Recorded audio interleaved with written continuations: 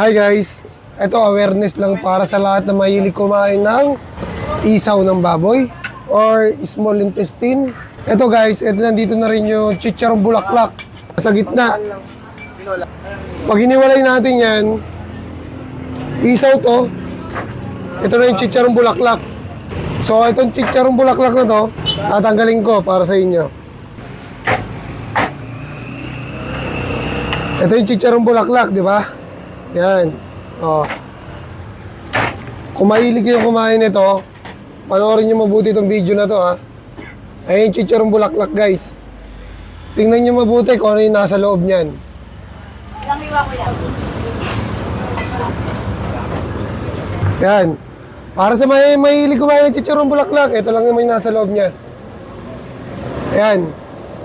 Mga kulani. Ha? Mga kulani yan. Kung kumakain kayo ng chicharong bulaklak, lalo na pag frozen, yung bibili kayo sa online, guys. Tapos ganito yung kakainin nyo, chicharong bulaklak. Siyempre, hindi na nila natatanggal yun. Okay? Lalo na yung mga import. Yan. Awareness lang ta, wala akong sinisiraan, guys. Gusto ko lang makita ng mga audience natin at mga mahilig kumain nito, kung ano ba yung kinakain nila. Kaya puro tsokolani yan, guys. Puro kulani. Yan. Alam mo na ngayon.